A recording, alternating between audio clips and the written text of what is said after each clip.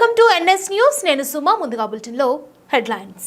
శనిగగుంట చెరువు మత్తడిని సెప్టెంబర్ 16న గుర్తు తెలియని వ్యక్తులు పేలుడు పదార్థాలతో ధ్వంసం చేశారని Chennur irrigation AE Chennur police station నందు ఫిర్యాదు చేయగా కేసు నమోదు చేసి విచారణ చేపట్టిన పోలీసులు ప్రెస్ మీట్లో ఈ కేసుకు సంబంధించిన అనేక విషయాలను పోలీసులు వెల్లడించారు.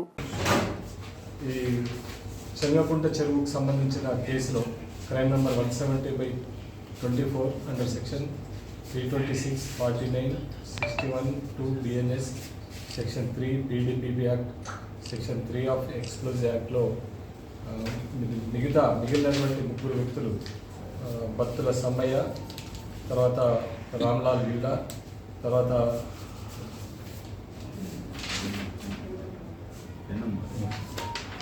ఎన్ఎం బానేయ, ఈ ముగ్గురిని ఈరోజు ఉదయం బస్టాండ్ సమీపంలో పట్టుకోవడం జరిగింది. వీళ్ళు ఈ కేసులో శనిగగుంట మత్తడి పేల్చి వేసిన కేసులో వీళ్ళు ప్రధాన నిందితులు. వీళ్ళు బత్తుల సమ్మయ్య, రామ్లాల్ వీళ్ళ వీళ్ళంతా కూడా ఒక టీం ఉంటుంది. వీళ్ళు టోటల్గా 13 మంది అక్యూజులు. ఈ 13 మంది అక్యూజుల్లో 14 మంది అక్యూజుల్లో వీళ్ళు మెయిన్ ముగ్గురు, వీళ్ళు మెయిన్ పాత్ర వీళ్ళది ఇద్దరిది. ఈయన ఏంటంటే బత్తుల సమ్మయ్య, రామ్లాల్ వీళ్ళ అనేటోళ్ళు వీళ్ళు చెన్నూరులో వీళ్ళు ఒక టీమ్గా ఏర్పడి వీళ్ళంతా కూడా ఎక్కడంటే ఫుల్ ట్యాంక్ లెవెల్లో ఉన్నటువంటి ఏరియాలో నీళ్లు మునుగుతున్నాయి, వాళ్ళకు రియల్ ఎస్టేట్ వ్యాపారానికి అడ్డొస్తుందా అన్న ఉద్దేశంతో ఇండ్లకి కాలనీకి నీళ్ళు వస్తున్నాయన్న సాకు చూపెట్టి అక్కడ ఉన్నటువంటి వార్డు మెంబర్ని మోటివేట్ చేసి ఆ మత్తడిని కూల్చేయడానికి వీళ్ళు ఆయన డబ్బులు ఇచ్చి కూల్చేయడం జరుగుతుంది. వీళ్ళిద్దరు కలిసి